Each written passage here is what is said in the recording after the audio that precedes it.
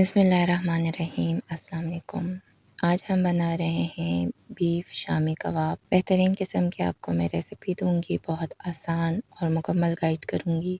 अक्सर लोगों की शिकायत होती है कबाब फ्राई करते हुए टूट जाते हैं, सही नहीं फ्राई होते हैं या कबाब मज़े के नहीं बनते हैं। तो आपको मैं ऐसे रेसिपी दूँगी कि कबाब बेहतरीन से बनेंगे, बिखरेंगे नहीं, टूटेंगे नहीं और ज़बरदस्त किस्म के कबाब रेडी हो जाएंगे। और वो गलतियाँ भी बताऊंगी जिसकी वजह से कबाब सही नहीं बनते हैं या टूट जाते हैं। तो शुरू करते हैं बनाना। सबसे पहले मैंने एक पैन लिया है, चूल्हा अभी मैंने ऑन नहीं किया है, तो इसमें मैं डाल रही हूँ लहसुन मैंने डाले हैं 3 पूरे लहसुन, उसको मैंने छील के डाल दिया। अदरक का 2 इंच का बड़ा टुकड़ा लेंगे, उसको मैंने बारीक बारीक काट के वो डाल दिया है।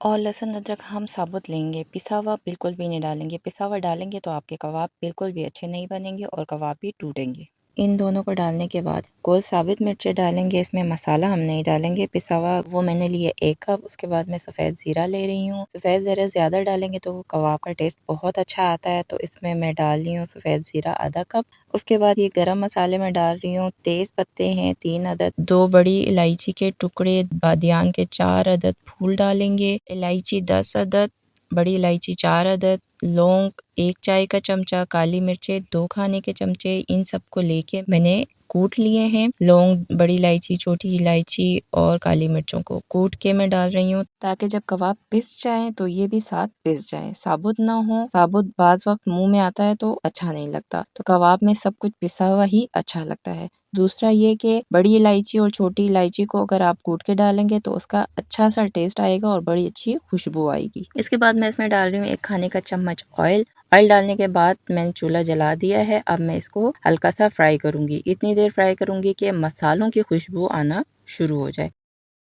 तो मीडियम आंच पे मैं इसको भूनती रही हूँ। अब मुझे मसालों के अच्छे से ज़बरदस्त किस्म की खुशबू आ रही है। तो अब हम इसके अंदर डालेंगे गोश्त। गोश्त मैंने लिए है 2.5 kg, मतलब 2.5 kg। तो ये मैंने अच्छे से काट लिए, छोटे छोटे काटे हैं। जितना छोटा काटेंगे उतना अच्छा जल्दी से गल भी जाएगा और अच्छा सा बन भी जाएगा, तो इसलिए मैंने छोटे काटे हैं। आप चाहें तो बड़े भी काट सकते हैं, लेकिन छोटे काटेंगे तो जल्दी पक जाएगा। तो ये डाल के हम इसको इतनी देर भूनेंगे कि गोश्त का कलर चेंज हो जाए। और बाज़ लोग कीमे में भी बनाते हैं। अगर आप कीमे में बनाना चाहते हैं तो कीमे में आपने इतनी देर भूनना है कीमे का पानी खुश्क हो जाए, तब आपने बाकी काम करना है। लेकिन बेहतर ये है कि आप गोश्त में बनाएं। गोश्त में बनाएंगे तो ज़्यादा मज़े का बनेगा। ये देखें अच्छे से मैंने भून लिया है, गोश्त का कलर चेंज हो गया। अब इस पॉइंट पे मैं इसमें चने की दाल डालूंगी। चने की दाल मैंने सारी रात भिगो के रखा है, तो ये नाखून ज़बान से 2 हिस्से में डिवाइड हो रहा है। मैंने 1 kg लिया, वो मैंने डाल दिया। इसके बाद मैं मसाले डाल रही हूँ। 1 टेबलस्पून मैंने मिक्स मसाला लिए, 1 टेबलस्पून हल्दी लिए, 2 टेबलस्पून मैंने नमक लिए है और 1 टेबलस्पून गरम मसाला पिसा हुआ। ये सब डाल के इसको अच्छे से मिक्स करूंगी। तो उसके बाद मैं इसमें पानी डाल रही हूँ। तो पानी मैंने तकरीबन 2 लीटर पानी डाला है।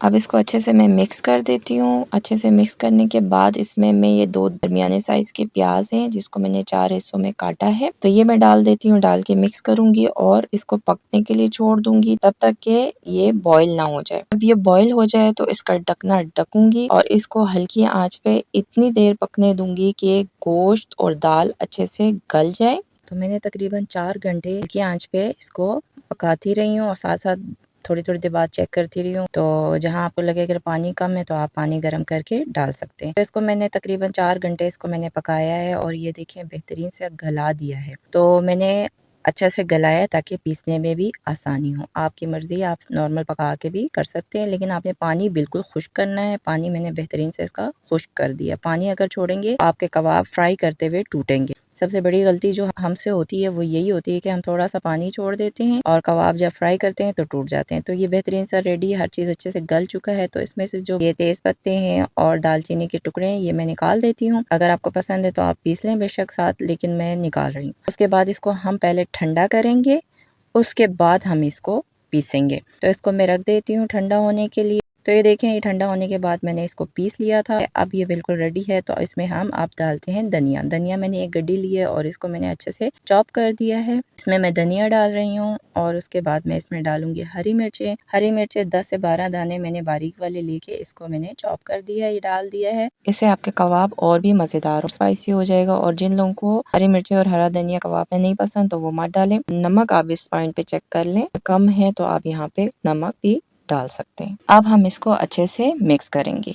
ये कबाब जो मैंने बनाया है ये तकरीबन 6 दर्जन तक बन जाएंगे। मीडियम साइज़ के अगर आप बनाते हैं, स्टैंडर्ड साइज़ जो होता है कबाब का, तो 6 दर्जन तक कबाब आराम से बन जाएंगे। तो अच्छे से मैं बना के फ्रीज़र में फ्रीज़ कर दूंगी और जब खाना होगा तो आराम से निकाल के इसको फ्राई करके खा लेंगे, तो ये बहुत बेहतरीन हो जाता है। तो मैं आपको फ्रीज़ करने का तरीका बताती हूँ। पहले आप कबाब बना लें, जिस साइज़ में आपने बनाना है उसमें बना के अच्छे से इसको शेप देने के बाद आप कोई एयर टाइट बॉक्स ले लें और उसमें कबाब रख दें। जब आप कबाब पूरे रख दें तो उसके बाद आप इसके ऊपर कोई शॉपर रख दें या कोई रैपिंग बैग है वो रख दें। इससे ये होगा कि आपके कबाब एक दूसरे के साथ चिपकेंगे नहीं, निकालते हुए इजी हो जाएंगे। के ऊपर शॉपर के ऊपर फिर दोबारा से हम कबाब रखेंगे और इसी तरह हम इस बॉक्स को भर देंगे जितने भी लेयर्स बनते हैं। उसके बाद इसको हम अच्छे से एयर टाइट करके बंद कर देंगे और फ्रीजर में रख देंगे। अगर आप शॉपर में करना चाहते हैं तो कोई मोटा सा शॉपर लेके उसमें भी इसी तरह आप उसको बंद करके फ्रीजर में रख दें। तो ये इस तरह करके हम फ्रीजर में फ्रीज करेंगे और ये आराम से 6 से 7 महीने 8 महीने तक आपके कबाब को कुछ भी नहीं होता। जब आपका दिल करे कबाब निकालें और फ्राई करें और खा लें। बस इतना ख्याल रखें जब भी फ्राई करें ऑयल अच्छा सा गर्म हो,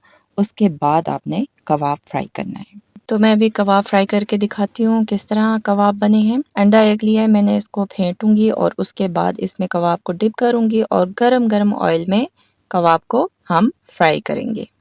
कबाब को ज़्यादा देर नहीं पकाएंगे, पका हुआ कबाब है, बस इसको सिर्फ फ्राई करना है। कलर जितना हमें चाहिए उस तरह का कलर आए तो बस इसको पलटें और अच्छे से फ्राई करके निकाल दें। तो ये बेहतरीन किस्म का आपका कबाब रेडी है, इसको मज़े लेके खाएं। ऑयल आप देख लें, चेक कर लें, ऑयल बिल्कुल उसमें कोई भी ज़रात कबाब के नहीं है, मतलब बेहतरीन सा हुआ है, कोई टूटा नहीं है कबाब आपका। तो ये देखें बेहतरीन सा कबाब रेडी है। आपको मुकम्मल तौर पे बताया कि किस तरह बनाएंगे कि कबाब बेहतरीन बनेंगे। ये देखें कितने मज़ेदार लग रहे हैं, रेशा रेशा और ज़बरदस्त किस्म के। आप इस तरह करके अपने घर के लिए कबाब बना के आप सेव कर सकते हैं। और जिन लोगों ने कारोबार करना है, कबाब बना के बेचना है, तो भी बेहतरीन है, आप बना सकते हैं इस तरह और ज़बरदस्त किस्म की इसके क्वांटिटी को अपने हिसाब से कम या ज़्यादा कर सकते हैं। तो ये देखें बेहतरीन किस्म के शामी कबाब रेडी हैं, मसाले बिल्कुल परफेक्ट हैं, खुशबू बहुत ज़बरदस्त आ रही है और कबाब जो है वो लाजवाब बने हैं। और जो गलतियां हम लोग करते हैं कबाब बनाते हुए, एक आपने लहसुन अदरक पिसा हुआ यूज़ नहीं करना, साबुत इस्तेमाल करना है।